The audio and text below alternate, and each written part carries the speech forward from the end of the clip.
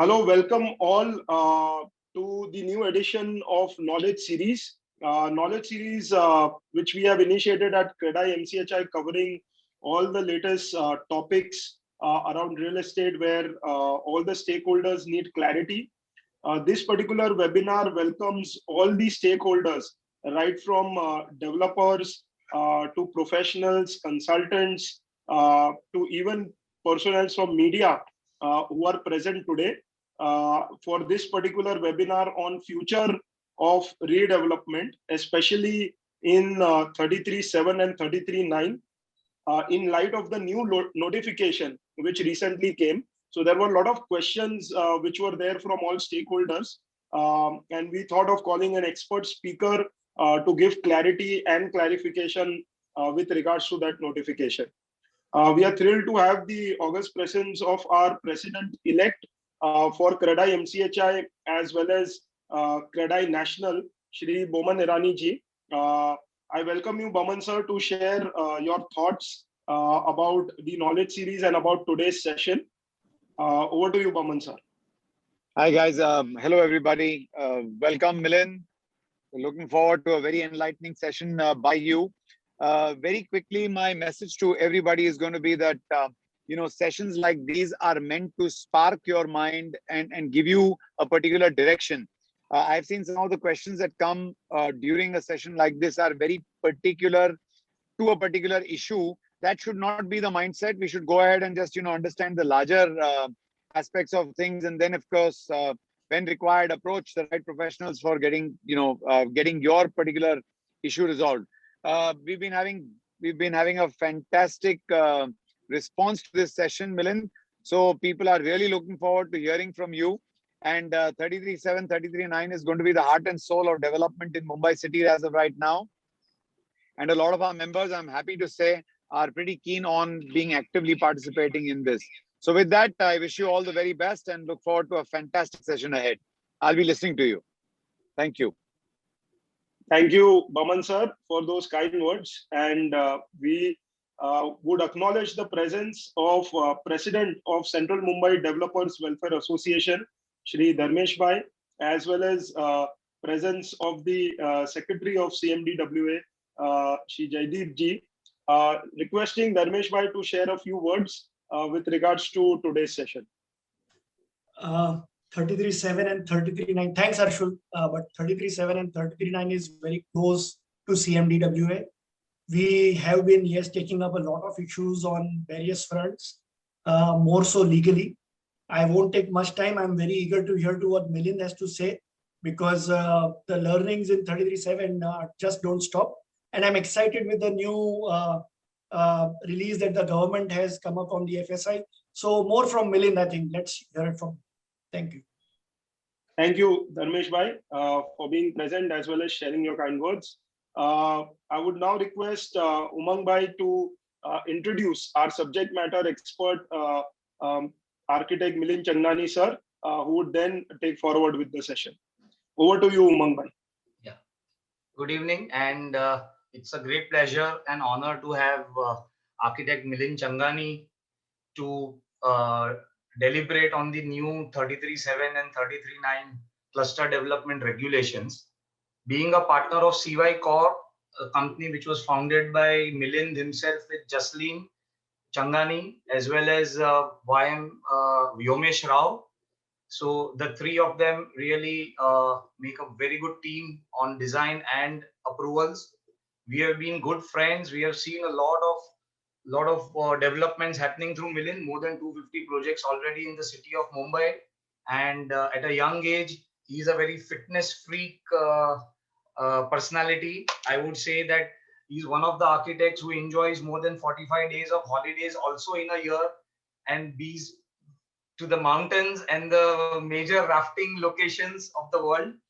So I welcome Milind as an all-rounder on this subject.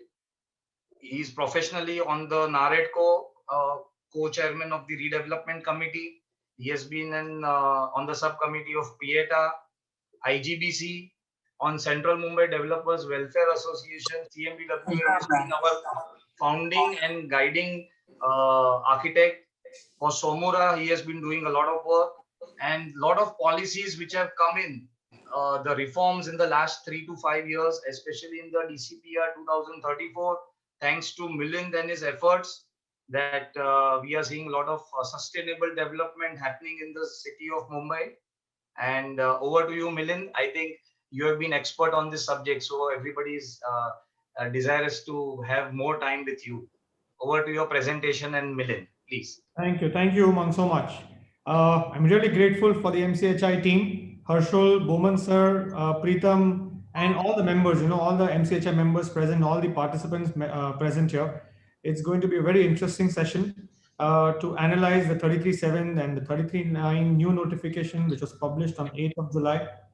So I can see, a very wide variety of participants here from cities, suburbs. I can see architects, developers, lawyers. I think almost a broad spectrum of people are present on this knowledge seminar, So I really thank MCHI for this MCHI CREDAI knowledge series that you've been started on. As Mumbai said, I have put in the work. It's not me. I think a lot of work has been put in by various stakeholders, whether it's CMDWA, MCHI, Somura, Naredco, Pieta. All these organizations have, I think, jointly done a lot of work for the betterment of the city to resolve the issues on development and redevelopment. So let me start with my presentation. I will share the screen.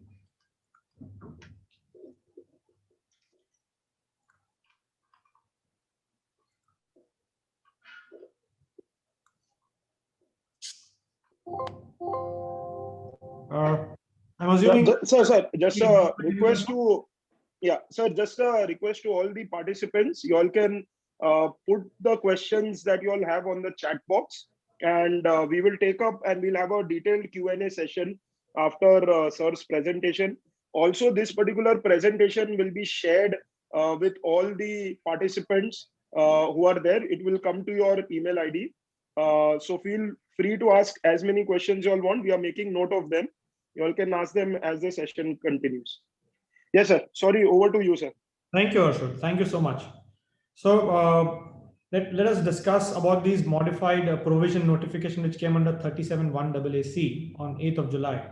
And before we get on to the technicalities of the subject, I wanted to give a background on the subject as to what is 33.7 and why these changes were really required, and it's very important to understand because we've been seeing a lot of media reports, a bonanza, something really extravagant given to the developers. And there is a lot of, I think, a smoke screen which needs to be cleared out so that everybody can make their informed decision through this presentation. Now, let us understand as to, what is Regulation 33.7 to begin with.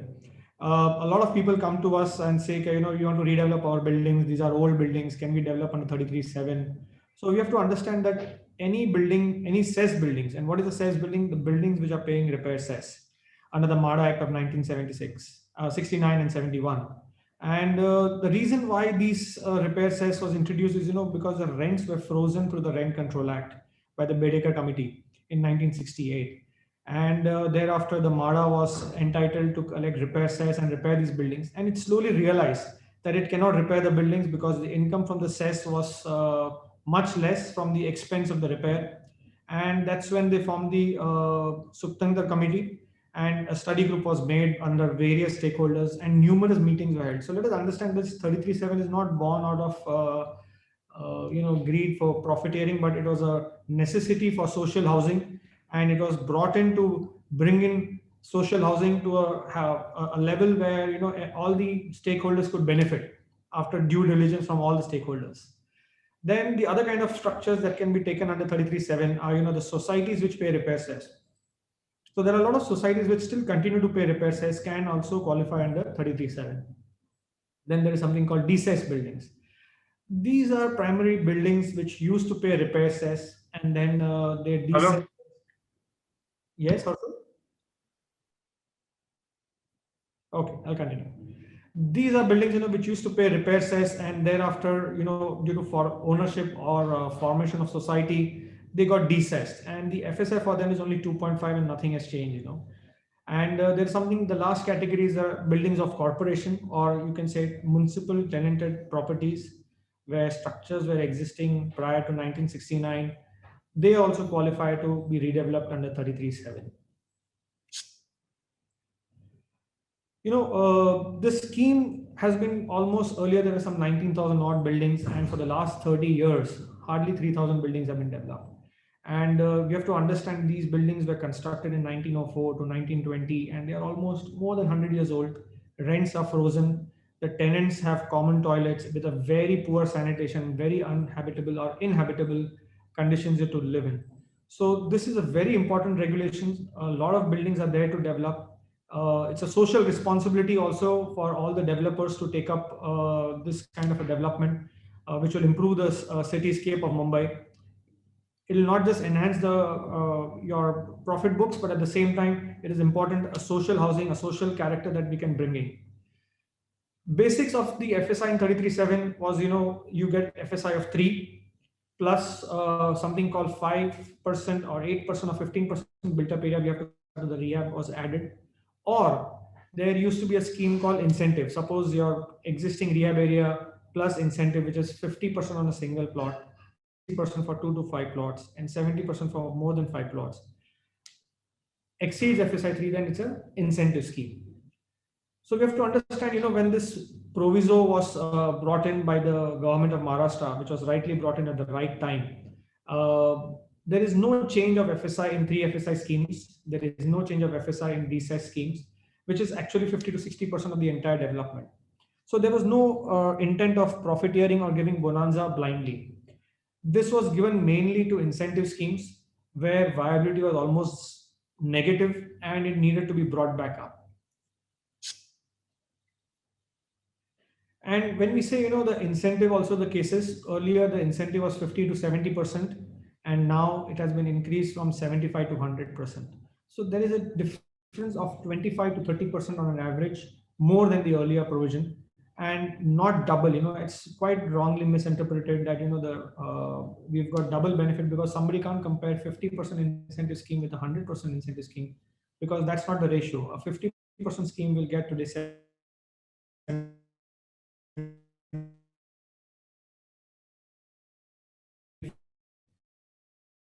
it's a difference of, and this difference was needs the incremental cost of rentals, the various departments which used to be charging their fees.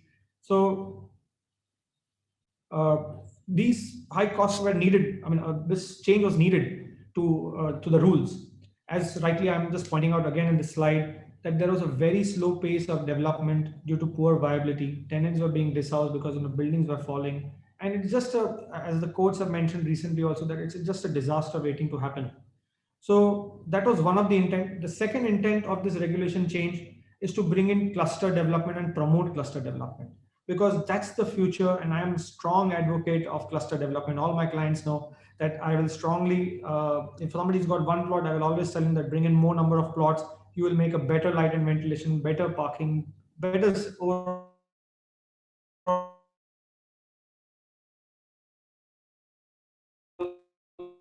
systems. And I always promote green development, buildings, sustainable development. Wait for the regulation to tell you what to do. Do what is best. Yeah. Also, something which was brought on a unique character in this particular scheme was the clubbing of schemes, which was also very, very necessitated, because there were high density areas where FSI could not be consumed. People were compromising on the height of the floor, the room sizes of the flats, and restrictions were imposed either due to they're next to the railways, there's a heritage buffer. Numerous reasons where FSI could not be consumed, or if they were consumed on a very uninhabitable way. And that's not the way we want to develop our city in future. So considering all these parameters, these rules needed a change. And that's why this change was brought in. Yeah. Before we get on to the benefit of the, the FSI parameters and the other parameters, we have to understand that the government of Maharashtra, the new MBA government, did some remarkable things. And those include bringing benefits and security to the tenants. What were these changes? The first change they made was ensured through a notification what will be the criteria for a deposit. A person who wants to do the scheme has to deposit 12 months advance rent with the tenants. He needs to give a bank guarantee for the cost of construction of the rehab component, 10%.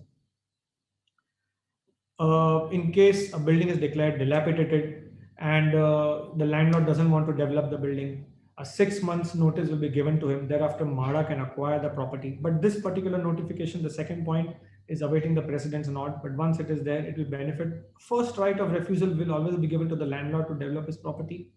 All the parameters that needed to be given to a tenant, what needs to be done, is already specified in the regulation. So there is actually much more streamlining in the session now in the particular regulation to implement the scheme.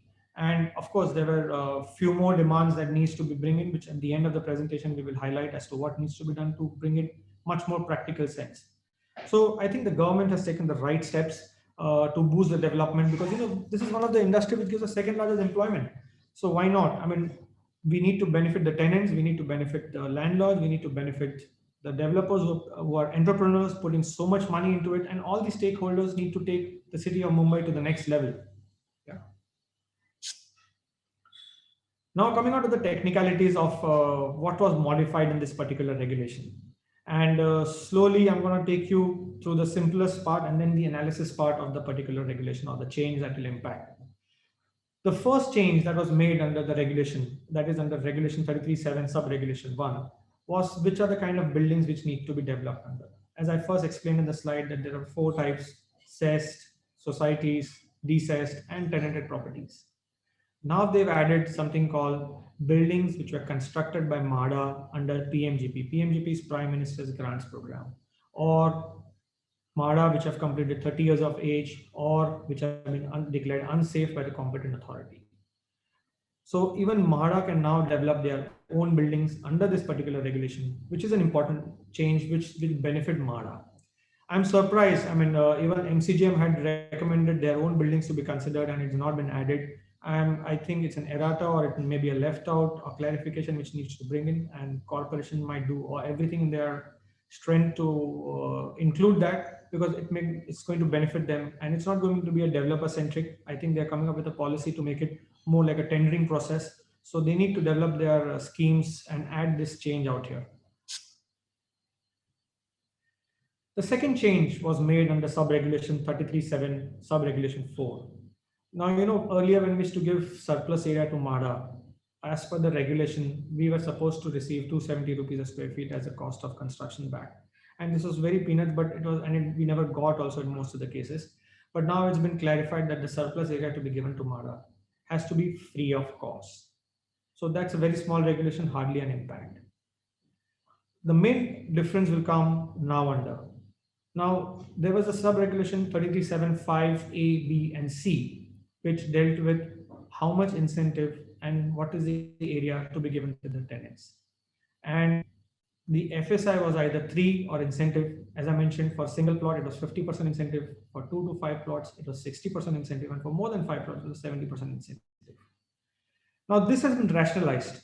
Now, what we have been doing is, or the government has recommended as similar to 33(5) or 33(10), based on the number of plots and based on the land rate of the particular area divided by the construction rate, which today is 30,250, a ratio will be determined, and based on that ratio, incentive would be given. So it's not a free for all. It's a very rationalized way of looking into things.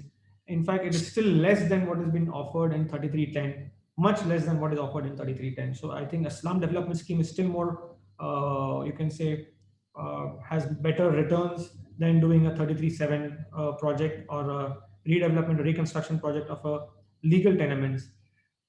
As we see in this table out here, if your land rate upon construction rate, that means, for example, if your land rate is 98,000 and your construction rate, which is fixed for this year, is 30,250, your ratio will be less than 4.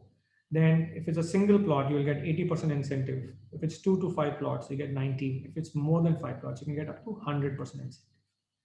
And if your areas are somewhere in high-end areas like Worli, Walkeshwar, where the land rates are much higher, then the incentive will proportionately reduce.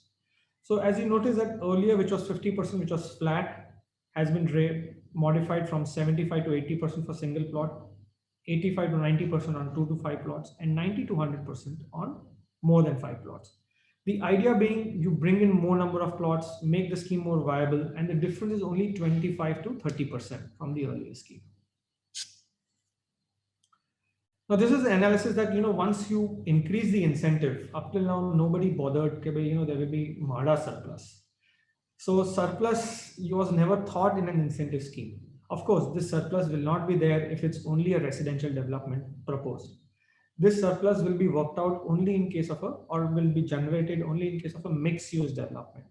So MADA has an appendix called Appendix 3 of the MADA Act, which determines that if your sale component is more than 50 to 55%, then 5%, 60 to 65%, then X%. And similarly, if you do a mixed development, the ratio starts from 40%. So in incentive schemes up till now, because the ratios were less than 70, there were hardly any surplus area generated. Now what will happen is, because of the increase, if you see the table here from row number 3 to row number 11, MADA is also going to benefit in case of mixed use development, which will almost be 5% to 10%. And they are also going to get a share in the incentive scheme, which was never earlier available. So this is another paradigm shift, that not just the tenants, the landlord, the stakeholders, but also the corporation premiums are going to improve because of the increase in FSI. MADA is going to benefit because of the surplus area being generated due to mixed use development. So it's a win-win situation created due to this regulatory impact. Thereafter, we are going to discuss about the third category or the fourth category that we discussed, the municipal tenanted plots, which are, the plots belong to MCGM and the structures are existing prior to 1969. So it also gets similar benefits. Only modification here they have done is, if the density is more than 650 per hectare, you need to give 15% more area to the rehab, and your incentive will be given as per that. However, there are a lot of confusion here. At the same time, they have made a provision in continuation that these provisions of 5A and 5B, which we discuss, of 2 to 5 plots and more than 5 plots, will be given to municipal tenanted properties having different societies on different plots. Now, anybody who does municipal tenanted properties knows that there are never different societies. You take consent of X number of people, make a proposed society, and submit the proposal under the name of that one society. In future also, when you expand your scheme, you will continue to add members in that particular society, and the proposal is carried forward. It's much similar to the slum schemes that is being done. So you can't expect people to have different societies, and this needs to be deleted because this is quite erroneous. In fact, this will lead to people started creating, societies of 50-50 people and then putting the submission, which is not even required to be done, because the regulatory, otherwise the rules are pretty clear, the incentive is pretty clear. We just need to remove these erratas in the provision, which prevents such misconceptions. Then a sub-regulation clause 3375 has been added, which was very much required. This is very simple. Earlier, what used to happen is, if there are 2 plots which are being amalgamated, and before amalgamation, if one plot gets more FSI due to FSI 3, the other plot was getting more FSI due to incentive. Corporation had a funda that either you can get FSI 3 on the entire scheme, or you can get incentive of the entire scheme, and the benefit of the individual plot was lost. So people did not want to amalgamate the plots, because if they developed it individually, they would have got higher FSI, and if they amalgamate, they get lower FSI. So the whole purpose was defeated, and this was explained very clearly to them that we are not asking for an increment in FSI. We are only saying that before amalgamation, whatever is the FSI should continue post the amalgamation. So this clause was rightly added, that FSI permissible shall be applicable on individual plots as per the scheme above. Then there was a sub-regulation 3376, which is a very minor modification but important modification, that in case you are not able to consume your FSI, then the balance area which was left out will be given as TDR as per regulation 32. Now 32 had a provision, that for built-up amenity, it had again a ratio of 1.5 times LR upon CR into the built-up area, and that used to reduce the component of built-up area. And this was pure FSI. This was not about reservation. So we requested the minor modification that TDR equivalent to unused built-up area should be given. So this is also accepted, and this has been published and notified now. Thereafter, there was a small modification made under sub-regulation 37.7, a very, very important modification, that the land under composite development with permissible FSI as per 5 and 5B above, irrespective of the tenure of the plots. Now, what does the tenure of the plots mean? What it means is basically that suppose you have a plot which is a 30-year-old lease and you have a plot which is a 99-year-old lease, and if you want to amalgamate, the various statutory bodies like the collector or the corporation used to insist that you need to surrender the lease and we will then give you a new lease. One. Second case was when you have freehold plots being amalgamated with leasehold plots, they used to say that you need to hand over your larger freehold plot and make it leasehold plot, which no owner wants to do. Why would I want to convert my freehold plot into a leasehold plot? I don't want to amalgamate the scheme. So these were all small parameters which were preventing an amalgamated scheme. And as I said, we are a strong advocates as professionals that you must have an amalgamated development. City of Mumbai must go with as a planned development in future. Yeah. So, but here now the impact would be that you'll be able to amalgamate these freehold and leasehold lands without worrying about conversion of these lands. However, a transition policy needs to be implemented by these respective government agencies, whether it's a collector or whether it's the estate MCGM, to ensure that this policy has been implemented by them without insisting on what they have been insisting till now. And as you notice in 3377, it also talks about contravening structures in 3312. Now, this is one very important regulation. I'm not going to get into this particular presentation. There are various presentations already made on 3312, but it makes your scheme absolutely viable. And one can look into it because you're not just going to help MCGM remove structures from the alignment of road or, those structures which come in the road widening process, but also improve your feasibility on the project. Thereafter, a modification was made in the sub-regulation 3378.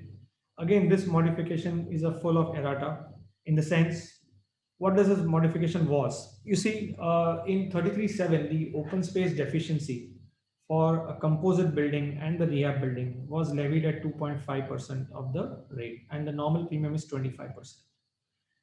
In 8th May 2018, when the 33.7 was published, they added a clause except clause 6.11, 16 and stuff like that. 6.16 was basically if the sale component also the OSD premium earlier in the 91 DCR, which was implied till 2018 for 27 years, the premium was at 2.5% only. And suddenly they said that no, now it will be 25%. So the cost of premium increased 10 times, and that's a huge cost difference.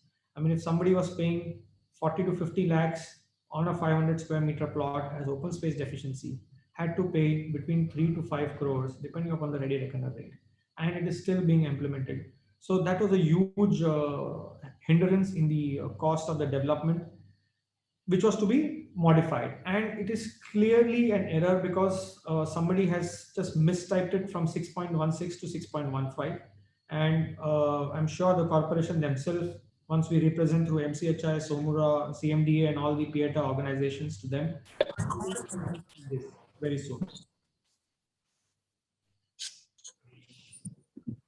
Thereafter, made subclause 33.7, which deals with the non-telling areas. What are these non-telling areas? Non-telling areas are the areas which are constructed authorizedly later, but they were not reflected earlier in the prior to 1940, 1969. But they are authorized. You have either some sort of proof available with them, either approved plan or lease plan or CS plan of various versions later on. And they need to be certified, and if they are vertical extensions, they are deemed to be cessed, and they are given the same benefit even though they are constructed post 1969. And there is a directive of 2002 in Marathi by MHADA, Housing Department, and that is now brought it into the notification itself because there was a lot of confusion on these non-telling areas. Thereafter, modifications made under 33.7 sub-regulation 15, which deals with additional development cess. Now, as we all know, additional development cess till 20th August 2021 is exempted, but post that it will be applicable. However, earlier the notification stated that the total built-up area less existing area. So somebody is having only 180 square feet currently, only that will be deducted rooms, and you have to pay 5,000 rupees a square meter on the cost. So we are requested, that if you are insisting us to give them 300 square feet rehab area or more, 5%, then that is what needs to be deducted, because it is you who have insisted to give this extra area to them. Which logical, if I have to pay extra development cess, additional, because additional development cess is mainly for infrastructure where the number of people are increasing due to the sale component. And by giving the rehab, the additional component, additional area, we are not increasing their number of density. So that needed to be deducted because there is no impact on the infrastructure because of the additional area being given to them. There's no increase in population out there. Thereafter, the impact has been made under sub-regulation 33.7/19, where non-cess component earlier, any non-cess buildings within the same plot, which existed prior to 1969, up to 25% of the plot area was also entitled for an FSI of 3. And this entitlement of non-cess has been increased to 45%. Now, that doesn't mean that if you have one non-cess plot separately and one cess plot separately, you amalgamate the two and the amalgamated plot of 45% is going to be deducted. No. In the individual plot, if you have cess and non-cess, where construction has happened over a period of time, horizontal extensions have happened, new buildings have been constructed, then up to 45% of the non-cess component, you will get an FSI of 3. However, what it clearly says that you will get FSI as per provision of 33.7. So either 3 or incentive, both should be available to us. MCGM up till now has been granting only FSI 3 and not been granting incentive. However, it's not logical at all because the regulation is pretty clear that you need to give FSI as per FSI 3 or as per FSI as per 33.7. So it's FSI 3 or incentive. Both are covered under the laws. However, if MCGM wants, they can issue a transition or at MCGM level or at the UD level for that.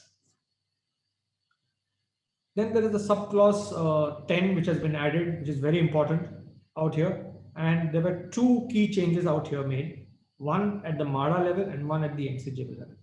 At the MADA level, what it says that, if anybody wants to convert their current scheme to the new scheme, provided he is giving all the areas to the tenements that is entitled under this particular regulation, then the conversion will be allowed at the level of Honorable VP, Vice President, or the Chief Officer, MBRRB, to convert this particular proposal.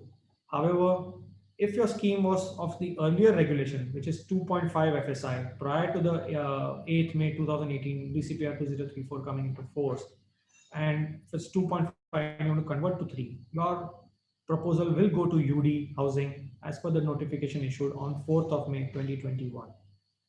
The second key change made here was the powers to condone various hardships, which included LOS, norms of staircase width, open space deficiency, number of abutting roads, and various factors. Earlier, the municipal commissioner was always into hesitance as to can I or can I not allow, because this may contravene with the various fire provision acts or regulation of 47 or 48. So this particular clause is going to allow or help to give depending upon the hardship, it does not have to be blindly followed. Depending upon the hardship, if there is minor increase in height, if there is minor change because of that, to condone those deficiencies. Of course, we are very clear here to condone those deficiencies without charging premium. There is no mention of charging premium out here. So we would request MCGM when we represent to them that you cannot, by condonation, you are not going to charge any premium for that particular aspect. The most important factor that was brought in this particular notification, and this was something very, very radical, was the clubbing of schemes. And we have to understand why this clubbing of schemes was actually introduced. As I mentioned to you, a lot of the small incentive schemes, where there is already difficulty in consumption of FSI. Like, for example, we had various schemes, just 700 square meters, and we had 86 tenements in Buleshwar. To only provide rehab to those tenements was becoming a nightmare. How will I consume my sale FSI? And then, you compromise on the floor-to-floor heights, you compromise on the room sizes, and various kind of condonation. And these are not the kind of living standards we want to create for our future. So to prevent overconsumption of FSI on smaller and single plots was one of the key reasons why we want to bring in this change. Second was, the plots with various restrictions of height, either due to railways, airport authority, not much in city, but towards Sion area. heritage buffer zones, which is in either Kolaba, Cuff Parade, or those A ward and B ward, Marine Drive, and all those areas, railways, where plots adjoining them are not able to consume the FSI. You needed to allow redevelopment of these plots by floating that FSI onto another plot so that they can make their schemes viable. As I said, restriction on smaller plots, high density areas also needed to be tackled. So this clubbing of schemes was a very important change that we needed to bring in. So first we're going to discuss what was this clubbing, what are the provisions of this clubbing of schemes, and then I'm going to show you an example as to how it's going to work and how all the stakeholders are going to benefit by this particular regulation or the provision in the regulation. What it says very clearly that the option of the owner, at the option of the owner, developer, 2 or more schemes can be permitted. Even single or multiple owners can be clubbed. Rehab as well as your sale component, both are allowed to be clubbed and floated between the 2 plots. So sometimes what happens is your particular plot, you are unable to even construct all the rehab. Of course, the first priority goes to construct the rehab itself because they cannot be displaced from their original location. But after the restriction that has been imposed either due to railways or height or size of plot after setback, you're not able to provide to them. Then the remaining rehab component as well as the sale component can be floated to another plot, which can be of higher or equivalent ready reckoner rate within a range of 10 kilometers. Yeah. Second, what happens is this can be done with certain conditions and parameters. One, you need to pay a premium of the 30% of the difference of the ready reckoner rate of the plot in which you are clubbing. 2, you need to pay this premium at 2 stages, one at plain CC, one at the further CC stage. And this will be distributed equally among all the government agencies, that is the Government of Maharashtra, MCGM, as well as MARA.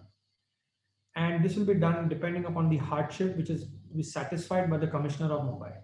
So before you propose, you must be aware that this is not a scheme where you just need to profiteer by floating FSI from a higher to a lower, but there should be genuine hardship. Of course, that hardship can be defined or a transition policy can be defined case-to-case basis. Now, this is a very simple example I've tried to keep here. For example, you have one scheme with FSI 3 and one scheme with FSI incentive. Both are 1,000 square meter plot. And as you notice on the left side, the blue box, the total FSI available is 4,000 square meters and the land rate is around 98,000. And on the orange box, the total FSI is 4,725 and the land rate is 1,25,000. When you club the 2 plots, the total FSI available is 8,775 square meters. Now, for some reason, suppose you're not able to consume only 2,000 square meters in the blue box plot, then you have left with 6,775 excess area, which you're going to consume in plot number 2. The difference of the area from the plot 1 to plot 2 is around 2,050. And the difference of the ready reckoner rate is between 1,25,000 to that. So that additional area which is being shifted there into the difference of the ready reckoner rate is the premium which will be into 30% is the premium which will be payable to corporation. One more key important aspect you must notice here that when you club 2 plots, you cannot claim incentive as per the number of plots. Your FSI will be restricted as if the scheme was individually planned. You are only allowed to club the schemes for the purpose of planning of hardships so that you can accommodate your viability. But it cannot be used to say now because I have 2 plots, my incentive will increase from 75 to 80%.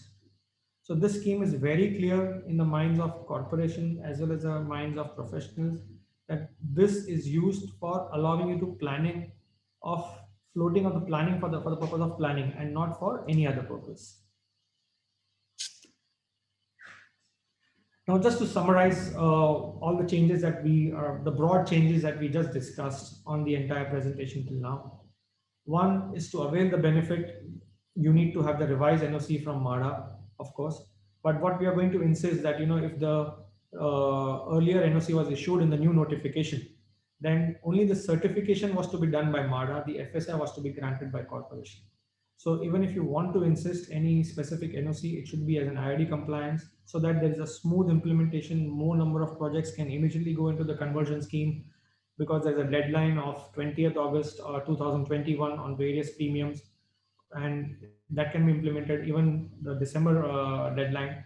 So wherever schemes have the certification has already been done with the new parameters in mind, which is the way the carpet area has been defined in the new regulation, there we should insist on this NOC to be taken at a later stage.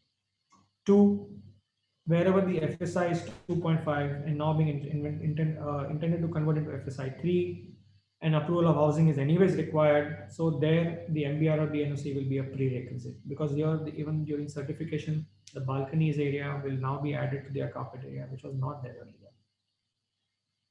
A transition policy like what we had got it done under regulation 14A with various samples and examples, of when 2 schemes are combined, 3 schemes are combined, various schemes are combined. A transition policy needs to be explained by the department so that it becomes, and there is no interpretation issues by the officers at all levels. The transition policy needs to become for the estate department or the collector, so that they do not double levy higher one-time premium, because when you float the FSI from one plot to the other plot of higher ready reckoner rate, estate one-time premium is worked out as per the FSI on the plot into the ready reckoner rate of that particular plot. However, the unearned income is already being levied by the corporation and is payable to the government, MADA, as well as the corporation. So there should not be a double duty, we cannot be paying double taxation out here. So I'm sure that we're going to consolidate these points. Of course, during the Q&A, there will be more suggestions which we can compile, and various bodies can represent to the corporation as well as the UD to make those corrections either as erratas or clarification or transition policies. As we just discussed, the various erratas that needs immediate attention. 1, in case of tenanted properties, you just need to delete the clause of different societies, because application is always in one name. 2, the most important one, the correction of the errata of writing clause number 6.15 needs to be replaced with 6.16, such that the sale component also is levied OSD as per what was earlier there since the 91 DCR provision till now. Definition of composite scheme similar to be brought in as per the 33.9, where it says that when a scheme is already incentive. Now I'll explain this slightly more, that when a scheme is incentive and you plan 2 different buildings, one is a sale building and one is a rehab building, the composite calculation by the corporation that presently is done as if building wise, whereas the definition in DCPR, it says that it need not be a wing wise. So now in 33.9, as we're going to discuss later, they've brought in that composite building shall comprise of all the wings. So if you provide 2 wings, one separate for sale and one separate for rehab, it will still be considered composite, and that definition needs to be introduced here as well. The 4th is a very small clarification, because I don't think there should be a clarification. Corporation can deal it at their level with brainstorming session, that once you mention that the FSI shall be as per 33.7, either FSI 3 or incentive, both have to be granted. It cannot be only one. And lastly, we've been explaining to the government that you've been putting a capping that in case of rehab areas, if somebody owns a larger flat of say 2,000 square feet, 4,000 square feet, or more than 120 square meters, the incentive shall be given only on the cap of 120 square meters, which is absolutely illogical. Earlier it was 70, now it is made 120. Now you have to remember that MCGM recovers around 15 to 16 different heads of premium, and all of them except 2 are on construction area. And the construction area includes the rehab as well as sale. So if there is no discounting made by the corporation on the premiums for the rehab component, why is this capping? So we have a construction cost, we have a rent cost, we have a corpus cost to be borne. At the same time, premiums are to be paid on that extra area. Where is the compensation to rehab them? And why should there be any limit? I mean, if somebody owns a larger flat, it's not a punishment to him that he cannot get incentive on that larger flat. So this is a point which was represented, and it was, I think, missed out. So we're going to re-represent on this particular issue. That ends with my 33.7 modification, which was proposed by the government. We are now going to discuss the modifications which have been made into cluster redevelopment, and I think this is the future. Whether the proposals are being done in city or suburb, cluster development has now been given good enough boost for societies, for cess properties and landowners to come together, aggregate their land and go in for cluster redevelopment. So what is the minimum criteria for cluster redevelopment? I mean, there is no change in this particular criteria, which has already been defined in the DCPR. That is, plots in city have to be minimum 4,000 square meters and plots in suburbs have to be 6,000 square meters. And the condition that was there, that the minimum road width required was 18 meters. However, a minimum 12-meter wide road and with a dead end originating from an 18-meter road was the original provision, which has been continued. But at the same time, we explained to them that always a 12-meter wide road cannot be a dead end. So if I am having a continuous access, and the modification now which has been made is that if you are within 500 meters of an 18.3-meter road, then you can go in for cluster redevelopment, because a traffic simulation study can easily prove that the 12-meter road can cater to that load of traffic. The second modification which was made, of course, it has nothing to do with any other kind of buildings. I mean, you have to understand in 33(9), you are allowed to develop with cess properties, non-cess properties, any buildings declared more than 30 years of age or declared dilapidated, buildings of state government, central government, estate, MADA. The only change which has been made here is buildings reconstructed under MADA by MADA Act, under MADA Act 1976. So these buildings were earlier not mentioned in the list. So that correction has been made here, which will benefit all the MADA buildings which are coming into the MADA layouts, especially, which were reconstructed during the various time and more than 30 years of age. And they have mostly larger layouts. They are going to benefit a lot due to converting instead of 33.5, they can go in 33.9 and have better incentive. And provided the municipal commission and the HPC agree for the specific recommendations of the MADA. The next modification which was made was under 33(9), subclause 2A3, where earlier it was mentioned that mezzanine areas which were constructed prior to 1996 and regularized. Regularized means there was some sort of an approval plan available. Now we mentioned to them, there's not always, people have approved plan, but there are various assessment available of the mezzanine prior to 1996. So those shall be, or the inspection extract also reflect them, and those shall be considered as approved, provided everybody is ready to pay the necessary charges which is specified by the policy. So there is no loss of revenue to the government, but these mezzanines which have been used by the tenants or the members over a period of time for almost 30 years now, they are not going to let it go. So you need to give it back to them. And of course, there needs to be a proof prior to 1996. Thereafter, it talks about the land pooling. And this is also a very crucial change, a minor change, but this is going to help in the ease of doing business of implementation of 33(9). That if a public authority gives consent in terms of to develop or to add their plot, then such a decision can be taken by the municipal commissioner and it need not be referred to the empowerment committee. Otherwise, there's one more layer which is added. So now the municipal commissioner has the power to allow such amalgamation of plots. Of course, there is a compensation, various parameters, whether you can exchange of land, whether you can provide them compensation, various parameters that remains unchanged. But as far as ease of doing business is concerned, one level has been reduced out here, and it's a substantial step.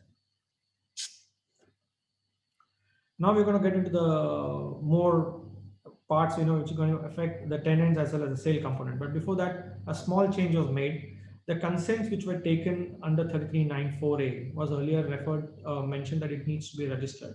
And now this needs to be made notarized, because in all other regulations, whether it's 33(7), whether it is 33(5), whether it is 33(10), which is a slum redevelopment, consents were always notarized. There was no need for registration because there's a cost of 20,000-25,000 added, which is unnecessary.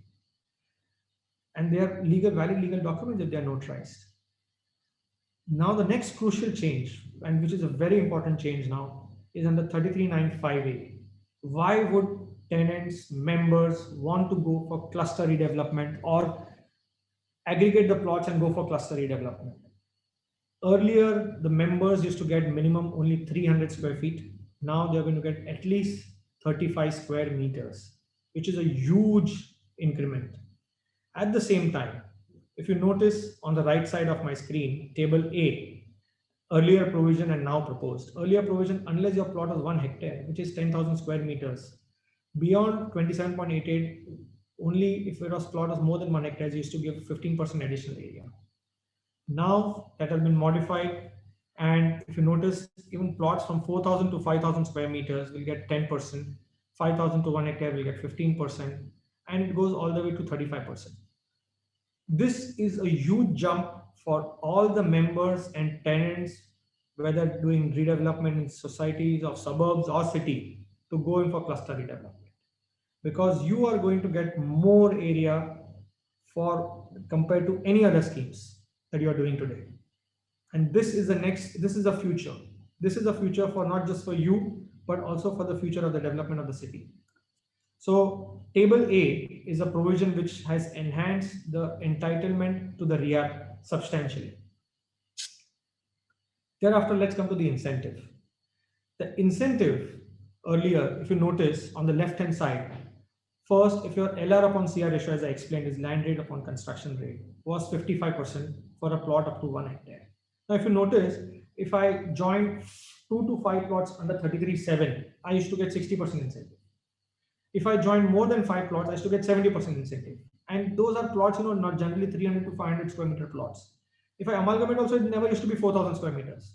So I used to prefer going under 33(7) and forget about going till 4,000 square meters. Irrespective, I used to say, let's do it in 2,000 square meter plot. I'm getting 70% incentive. Why should I do or try to even aggregate my land pooling to reach 4,000 square meters when my incentive was only 55%? So this is a reason this scheme, it was introduced in March 2009, and today in 21, we have not done more than 6 schemes. Imagine, in more than 20 years, I mean, we've not been able to do more than 6 schemes on the cluster redevelopment. I mean, where are we heading to? If you notice the various redevelopment schemes implemented in Singapore, or the way they are implementing public housing, where 70% of the housing is public housing, we are unable to implement housing or housing in a planned manner where you do larger product. We are coming with those sprouted buildings and we are not giving boost to cluster redevelopment. Now, this particular change is not just, this particular notification has brought in a dramatical change to give more area to rehab, good incentive for the sale component, which is on line with 3310. So it is not something, a new innovation that this area has brought in. Again, if you notice, the difference is only 30%. It was 55% earlier for above 6 ratio. Now it is 85%. If it was more than 10 hectares, it was 100%, 70%, it is made 100%. If it was LR upon CR is less than 2, if it was 100% incentive earlier, it is now 130%. No way this can be interpreted as doubling of the FSI, but it's only a 30% increment FSI.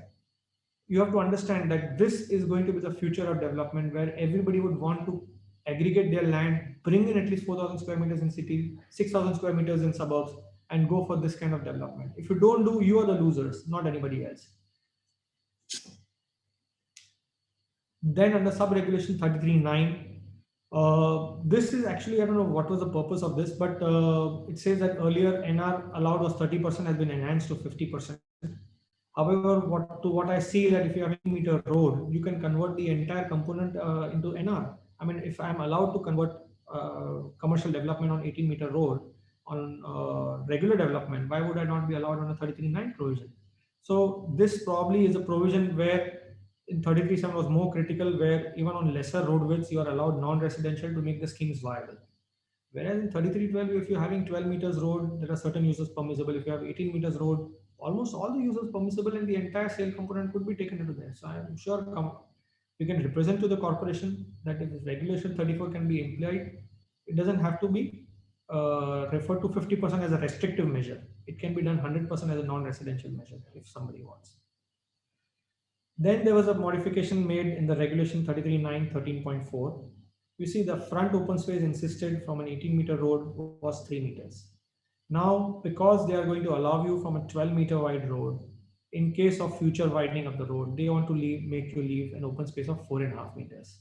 So in future, this road can be widened further with subsequent widening in case there is a traffic simulation shows that there is an additional traffic load and this road needs to be widened. You can immediately propose under 297A 1 or 2 widening or subsequent widening under the MMC Act. So this provision of front open space is now increased to 4.5 meters. And don't try to condone this. If you're going for 4,000 square meters, try to provide this 4.5 meters so that the city is able to widen the roads in future. As I mentioned to you earlier in 33.7, that the definition of 13.8 composite building was earlier 50% of the built up area should be rehab component, and it's called a composite building. However, this has been modified and very rightly modified with composite of all the buildings combined. So if a scheme is already incentive and if it provides separate rehab and sale and it's connected and it becomes a wing of a building, you don't have to calculate composite by definition by individual wing, but it can be combination of all the wings together. This will help you to get benefit for open space deficiency. Your premiums will come down to 2.5%. Thereafter, a sub-regulation 13.11 is added. I have, which is also a very, which was brought in 33.7 as well, that if somebody is converting, as I rightly said, now everybody should try to pool their land and go in for 33.9 with the cluster development. And in case now, because of this pooling and your work has already started beyond plinth, you need condonation in staircase, condonation in layout open space, condonation in number of staircases, condonation number of abutting roads. Municipal Commissioner would earlier be hesitant to compromise on this regulation 47 and 48, which are fire requirements. The government of Maharashtra has given a light of hope that no, in such conversion cases where plinth is completed, you can hardship under 6B. So he doesn't have to worry about that this becomes an impediment for him to apply 6B. This is a new regulation added, absolutely nonsensical, because in 33.9, sale component was always allowed with 2.5% open space. And there was no need to bring in this because this has actually reversed the effect what was given. That means rehab component and composite buildings were given open space deficiency at 2.5%. And you see any other development, if you do in societies or non-SEZ, it is at 25%, just 10 times. And in 33.9, under the regulation 13, there was already a provision that even the sale component will be charged at 2.5%. So this, by making this provision, you have reversed the benefit given to the already made provision. So I think this is again an errata which needs to be striked off from the provision notification.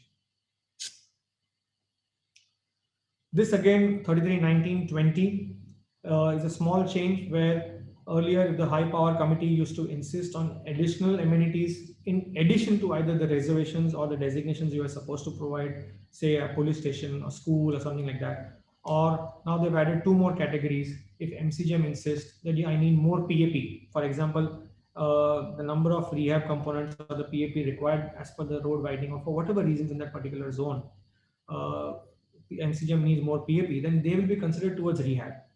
So you are going to get almost a good 130% incentive if your scheme is larger to 80%.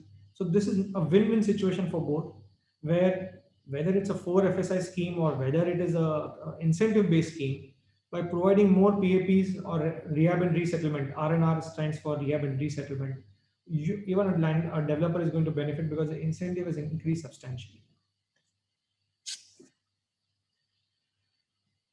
Again, this is a good change that for ongoing schemes which are partly completed, you can convert the schemes with the prior permission of the high power committee. Now with this, I almost end my presentation, and I want to again sincerely request to all my colleagues here that irrespective of the provision in the regulation, one must promote sustainable and green development, and it's very easy. It's going to improve the quality of life and it's going to help us gain trust and respect in the development fraternity. Thank you. Thank you, Architect Milind, sir. I think this was the most comprehensive and well-covered session on 33.7. I would acknowledge the presence of our President of CREDAI MCHI, Shri Deepak Goradia ji, who has also joined the session. Deepak sir, request you to share a few thoughts and any questions that you have.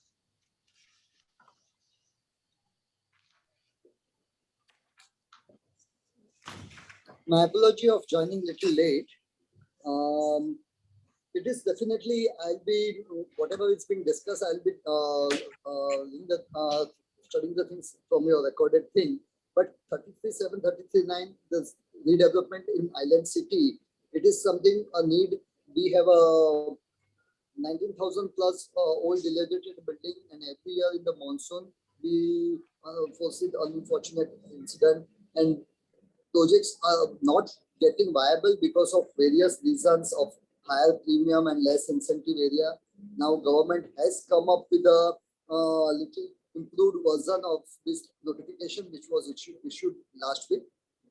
As a developer members, there are various issues which to understand it becomes very, very difficult, and we are thankful that today we could able to understand in this webinar that explanation about various issues concerned with 33.7, 33.9 such property, cluster redevelopment, and amalgamation of various schemes where government has come with a various alternate views, which definitely will help in development of the island city. And developers' perspective point of view also, this webinar will help us in getting a lot of clarity, and we will definitely looking forward to have a further discussion. So you could kindly continue the discussion. I would be also happy to learn from this webinar.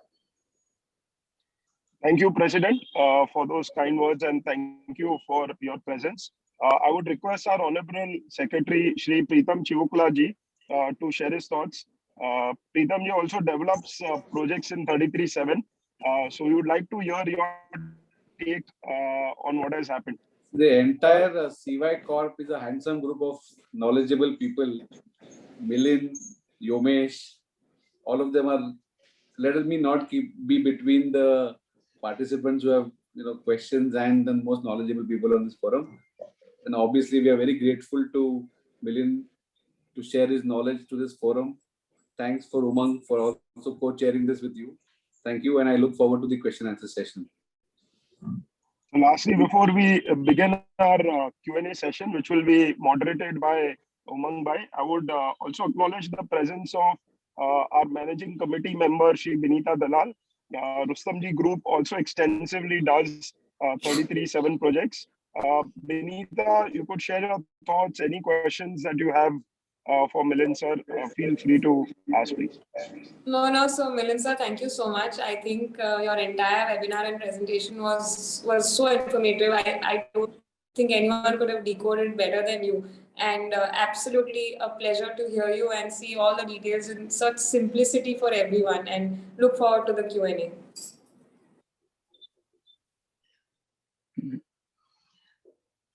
Great. Thank you, Binita. And over to you, Umang Bhai. You could take up questions from the chat box, as well as, if any of the panelists have, please feel free to take up those questions. Yeah, definitely. Umang, you 5 minutes for me. Oh, yeah. Okay, sure. Jaydeep bhai. I think Milind has thrown open so many calculations and so many transparent way of analyzing these two regulations that, of course, there are many questions coming up in the chat box, and we will take up only the ones which affect all of us in general and not very project specific. So coming to 2-3 basic questions, Milind bhai, 33.7 is an ongoing scheme for many years in incentive for last so many years. If the projects are already halfway done, will the corporation accept the file with the conversion, and will the new regulations be easy to adapt? And do you think any stumbling blocks in this particular aspect? Because a 50% incentive, for example, becomes 75%, then why would the developer not want to go for it? So for ongoing projects. Yeah. Yes, for ongoing projects, you have to remember 2 criteria here. Number 1, suppose your certification has already happened in 2018. Then the MHADA has certified the balcony area to the rehab. 2, if your non-cess component is more than 25%, then MHADA is going to certify that component. Now, beyond 25%, they were not certifying. So you have to understand that if your component is increasing, you'll have to go back to MHADA for the conversion of the scheme. Once the MHADA issues you NOC, then you can go to the corporation, and there will be absolutely no problem to convert the schemes. Only for schemes which are FSI 2.5 being converted to FSI 3, notification, as I mentioned, of May 2021, insists that you need to go to the UD for sanction, and then you can get the NOC, and then you can get the FSI. So absolutely, otherwise very simple. Obtain fresh NOC, fresh certification from MHADA, and go for conversion of the scheme. And one must.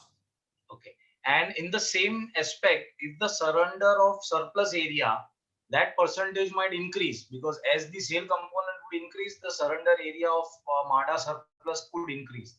Would that also be acceptable to MADA and MCGM both in the ongoing scheme? So we have to understand that in FSI 3 schemes, there is no change. It's only the change which is an incentive. And if incentive, you propose mixed use development, that is, you have proposed sale, commercial development, then there will be a surplus come into play. Of course, if the developer is going to benefit from the higher incentive to share a small component with the corporation or MADA is not going to be an issue for the state authorities. One related question on clubbing of scheme, because I'm doing a rapid fire slightly so that we can have more time with the panelists also coming with their questions. For clubbing of schemes, you have said 10-kilometer radius and with 30% ASR premium to be paid for the difference. Would it also mean that you can convert your sale component on one of the plots into a complete commercial, and you can have a rehab of all the occupants in the other plot with residential? Absolutely. Is that possible? Absolutely. And then that 30% ASR which has to be paid will be on the land rate itself. Yes. So even by proposing commercial, you are not hit by any additional premium. No, because when you propose commercial, there are other premiums which are doubled, like open space deficiency, development charge. The corporation is going to recover if you are proposing commercial development through other means. Yeah. Because of clubbing, the unearned income is based on the land, and there is no other provision other than that. Correct. Okay. And one more related question on the clubbing part, that in case if one plot is estate and if one plot is freehold, will that be a challenge, or do you see a solution? So as far as you see, that is the whole reason for bringing this particular change under which I explained, that irrespective of the tenure of the plots, you can amalgamate the schemes, because up till now the departments were always insisting, whether it is collector or MCGM, that if your tenures are not same, or if it's freehold and leasehold, you need to convert your freehold into leasehold, which nobody wanted to do.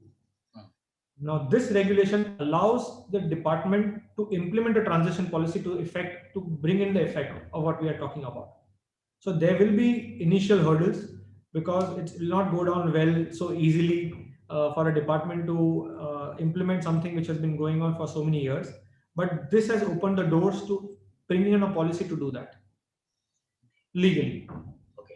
And does the parking and other regulations get changed because of the new modification, or they remain same as per the existing DCPR 2034? So in 33.7, it may not make a huge difference because there is no change in the parking. But in 33.9, now because you are providing 35 plus 15%, you may cross that barrier. So the number of parkings will increase there.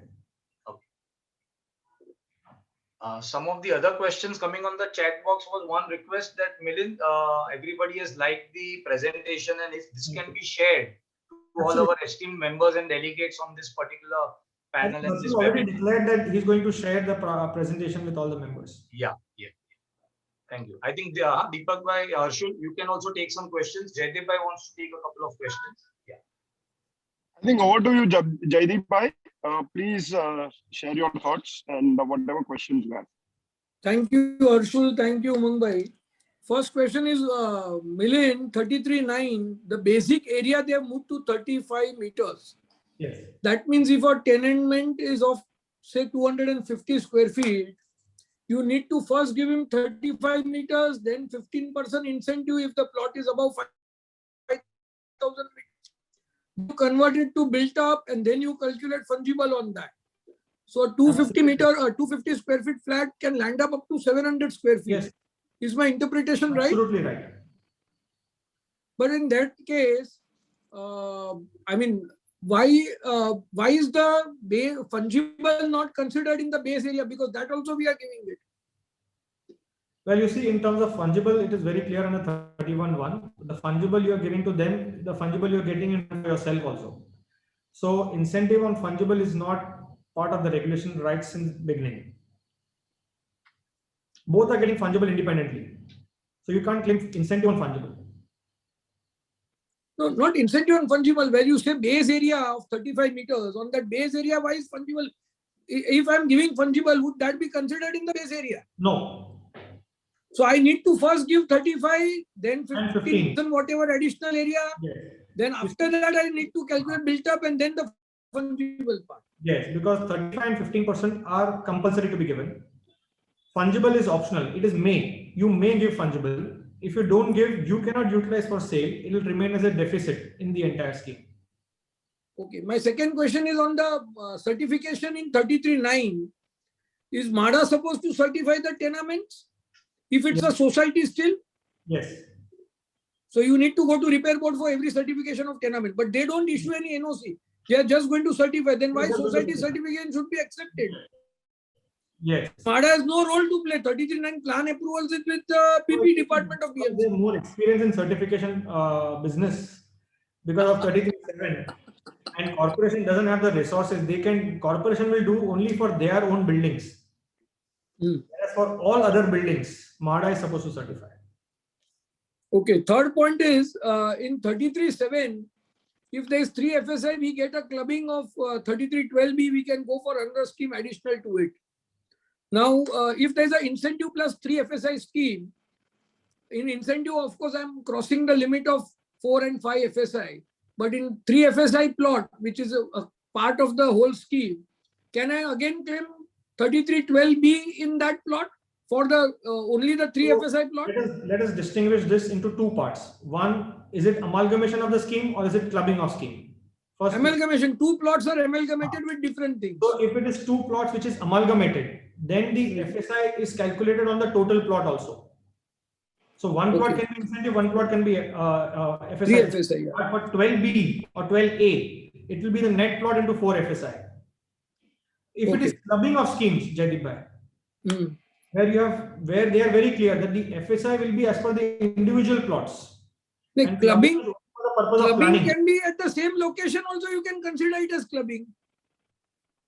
Let's not twist those aspects. You know, the benefits coming to you will not be floated to No, I am looking at if 33, if one plot has got set to 1 FSI consumed today, I can If go to MCA 4 in wants to that plot. implement, it will then start implementing. It will be stringent, and stringent will be कि भाई total plot का 4 ही मिलेगा.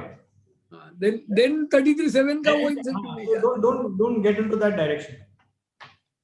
लालच है ना, तो कुछ ना कुछ लेना है. So that's what I'm explaining. Then it will be the stringent. Now coming on the additional development sales, Yes. in 33(9) is there any additional development sales? Yeah, in both it is there. In both it is there. Okay. And that is up to August, it is not payable. After that, it is payable. Yes. Thank you very much. I think my questions have been sorted out. Right, sir. Jaideep sir, on a lighter note, we should gear up for making representations to get, whatever aspects are not covered and try and push for the same. Milind sir, one quick question was, in the island city, most of the 33(7) incentive schemes, almost all of them have aspects of commercial. So, basically shops on the lower floors and residential on the higher floors. So that is a common characteristic across. So is this surplus which is coming, which is a new feature coming in this particular scheme, is coming for almost, is surplus coming if your sale area is commercial? Rightly said. It is only for if you are planning sale areas commercial, not otherwise. Milind, by one anomaly, I think the government is still not able to remove, which I think the representation from MCHI and all is pending, that up to 20% sale component also could be planned as commercial to incentivize the schemes. And accordingly, the MADA surplus table or the third schedule had to be changed. Any comments on this? So that will mean a change in the MADA Act. Till the MADA Act is modified, it cannot be implied what you are talking. Okay. That MCHI and CMDW will try. That's a huge change. That's a dramatic change at the Act level, not at the DCR level. Okay.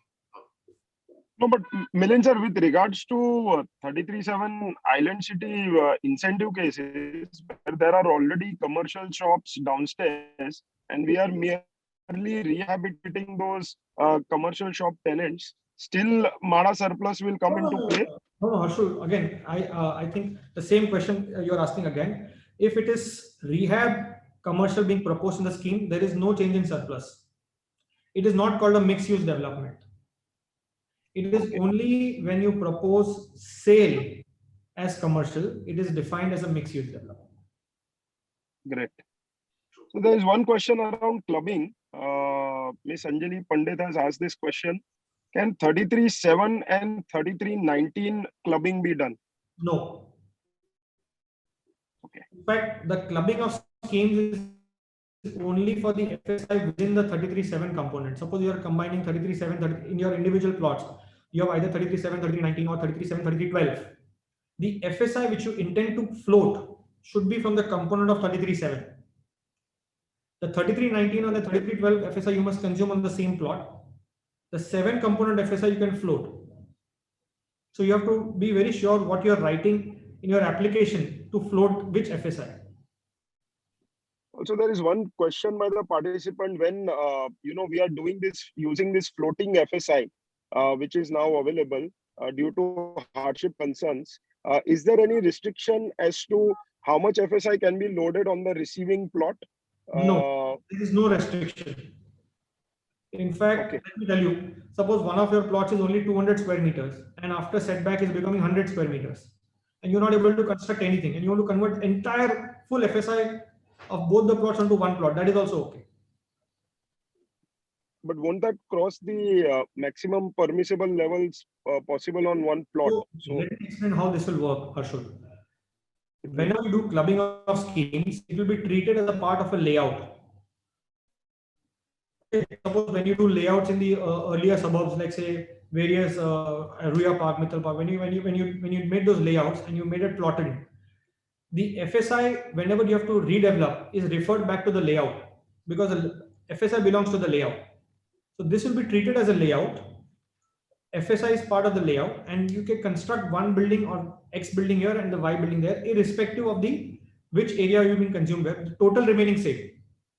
And you can float rehab as well as sale, very clearly mentioned in the provision. Excellent. So I think that will really ease out the situation in B and C wards, especially where consumption is a big challenge.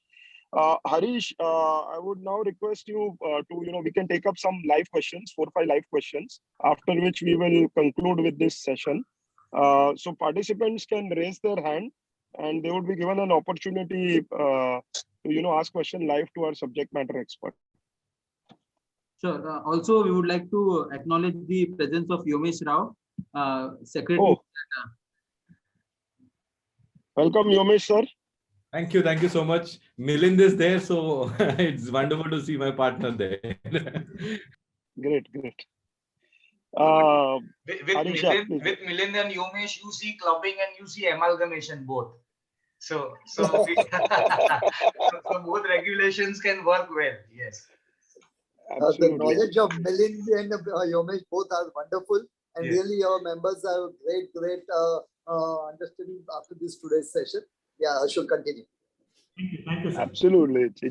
We are very privileged to have this share of information. Harish, please moderate whatever questions can be taken up live, 4 or 5 of them. Mr. Shahaji Patil, please go on with your question. Sir अपन अभी BMC में development charges जो ले रहे हैं वो fungible FSI के ऊपर डेवलपमेंट चार्जेस ले रहे हैं. तो एक तो फंजिबल एफएसआई जो अपन परचेस करते हैं उसका जो पे करते हैं वो डेवलपमेंट के लिए यूज होता है, तो उसके ऊपर फिर से डेवलपमेंट चार्जेस ले रहे हैं. और अभी तक डेवलपमेंट सेस नहीं था, तो अभी डेवलपमेंट चार्जेस और डेवलपमेंट सेस इक्वल रहेगा ऐसा बोला है. डेवलपमेंट सेस में ये लिखा है कि वो बेसिक एफएसआई के ऊपर लेंगे, और अभी जो डेवलपमेंट चार्जेस ले रहे हैं वो फंजिबल एफएसआई के ऊपर भी ले रहे हैं. तो उसके लिए अपनी तरफ से कुछ रिप्रेजेंटेशन दे के वो ये जो इलीगल चार्जेस ले रहे हैं उसके ऊपर अपन कुछ कर रहे हैं क्या सब? तो शाहजी पाटिल, ऐसा है कि जो चार्जेस डेवलपमेंट चार्जेस के लिए जाते हैं ये एक्ट में लिखा हुआ है. It is not part of DCPR. जो एमआरटीपी एक्ट है उसके अंदर उसका लिखा हुआ है कि तुमको टोटल एरिया पे ही लेना है, इसलिए उसको मॉडिफाई करने के लिए एक्ट मॉडिफाई करना पड़ रहा है. तो करंटली तो कोई रिप्रेजेंटेशन नहीं है इसके अंदर. As far as development cess is concern, it was not part of the act and it was additionally introduced, and that is why ये आपने जो फंडामेंटल बताया that even the corporation is aware and they have ensured कि भाई fungible के हम लोग ऊपर जो वो लोग पैसे ले रहे हैं उसके ऊपर डबल पैसा वो नहीं लेंगे, लेकिन जो डेवलपमेंट चार्ज है वो एक्ट जब तक चेंज नहीं होगा तब तक वो चेंज नहीं हो सकता. It is not part of DCR में उसको चेंजेस नहीं कर सकते. अपन उसके लिए कुछ मूव कर रहे क्या सर पेपर वर्क, क्योंकि प्रिंसिपली तो वो गलत है. करंटली आई डोंट थिंक किया हुआ है, पर we can ask NCHI various organisations to look into it. It's a valid point. Yeah, we'll put it in a set of representation. Yeah, just for clarification and his knowledge, हमने CMDA ने 2016 में development charges जो estate plots पर लगता है उसका बहुत representation दिया था, लेकिन काम नहीं हो पाया. तो हमने हाई कोर्ट में रिट पिटिशन फाइल किया है 1492, जिसमें हमने development charges under MRTP act F-124 उसके तहत लीज होल्ड प्लॉट्स के ऊपर में वो डेवलपमेंट चार्ज नहीं लगा सकते, ये हमने चैलेंज किया है, लेकिन अब तक उसका कुछ हमें रिलीफ मिला नहीं है. That's a separate matter. In the sense, we are asking for total exemption for leasehold plots because the land belongs to the state authority under 124F. Whereas here the matter is slightly different. कि जो fungible के ऊपर which the state government itself is selling it to us, why is it levying additional development charge? Development cess is not applicable on base FSI or fungible. It is applicable only on the government FSI and the TDR part, Shahji. But yes, rightly said, वो development cess introduced इसलिए हुआ because metro आ रहा है इसीलिए. Only those places where there is metro. Even when we don't have a metro operational, we are still going to pay development cess in anticipation. I am sure, Dharmesh bhai, you should take it up because 8% is really taking away a lot of burden. हमको metro में जाने को भी नहीं मिलेगा फिर ऐसा होगा. Great. Harish, you can move to the Mr. next Mohan question. Sundaram. Sir, I had a query which, is any of these impact the MADA building like 33.5? Any of this circular points impact the MADA project? Sorry. Please repeat your question again. MADA surplus what? The circular that we are discussing, does it have any impact on MADA projects of 33.5 in nature? No. 33.5 is a separate regulation, and in 33.5 they have a different way of calculating surplus under table C. And if you don't want to give surplus, you can make a payment to them also as per table C1. So it's a very separate regulation. Don't mix the two. Okay. It's not applicable to that. Okay. Milind, one question. Like you said that cluster development can be applied to suburbs in various different ways. So 33.5, if the plot size becomes 6,000 meters and more, there is no chance of converting it into 33.9. Of course there is. Huh? Of course you can. There is a possibility. Yes. You can avoid 33.5 and still go to 33.9. Yeah. What it says that if you are taking the plot of a particular state agency, you just need the consent from them. Okay. Right. One. Harish, we can take the next. Yes, please. Yes. So we can convert our plots we can convert the project from 33.5 to 33.9. It's an option if our plot size is bigger than 6,000 square meters. Yes, absolutely. And then this circular could probably, then all the things will be applicable to us. And that way. 33.9 will become applicable to you. Oh, okay. Thank you, sir. Thank you. Harish, we could take two more questions. We have no more participants asking any questions. So Great. So there are a few questions that come on the chat box. Just one or two. We'll just conclude that. Yes, Umang bhai, you could take them up. Yeah. Milind bhai, now with this kind of clarity coming in, both the 3FSI scheme and incentive scheme can be amalgamated also, and they can be clubbed also if they are apart. They are not physically next to each other, but one scheme is an incentive scheme and one is specific to 3FSI. Then both are possible to club as well as amalgamate. Correct. And the benefit of both the schemes will be available in the total calculation of pro forma A. Correct. So that correction has been done through this particular modification. Yes. Okay. And one more very burning issue. Many of the participants today over here are also, end users. They are talking redevelopment for themselves. So, Milinda, can you summarize some of the benefits which you see through this particular modification for tenants and society members? So as I summarized it in my presentation also, that if you are going under 33(7), then the benefits are 5, 8 and 15% depending upon number of plots. So even tenants are going to benefit more if you are going to club more number of plots.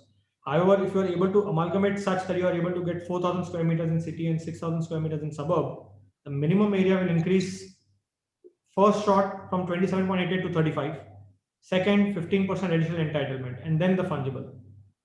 So you have clubbing, if you reach 4,000 or 6,000 square meters, first of all, you'll have a better, larger plot for development. You'll have almost double the FSI to rehab also to be given legally, and you get incentive on that. So neither the developer would mind giving that additional area, and of course the rehab will not mind at all getting more area. So cluster is the future now.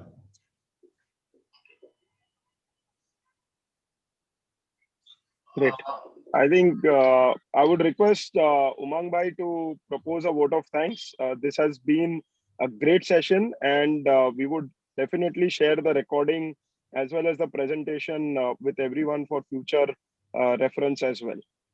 Over to you, Umang Bhai, for a formal vote of thanks to conclude the session. No, we have been very privileged and honored to have the CY Corp, both the partners, of course, Milind Changani leading the discussions, and Yomesh Rao must have done a lot of back-end research for this particular presentation and webinar. The regulation has come out only on the 8th of July. And today, within a week's time, thanks to Deepak Bhai and MCHI CREDAI taking the lead, within a week, we have dissected this complicated regulation and modification. And probably the Mumbai city, which requires some good housing stock and some viability, both would come through this. Milind's personal attention to the minute detailing in the entire presentation is a great takeaway. And we hope that all the MCHI CREDAI developer participants as well as architects who are on this particular knowledge series, including many of the end users and professionals who have joined in. We really thank all of you to make this happen in a short time. I think that Mumbai city really needs this kind of a boost to bring some kind of a better sustainable development with clubbing and amalgamation and cluster developments.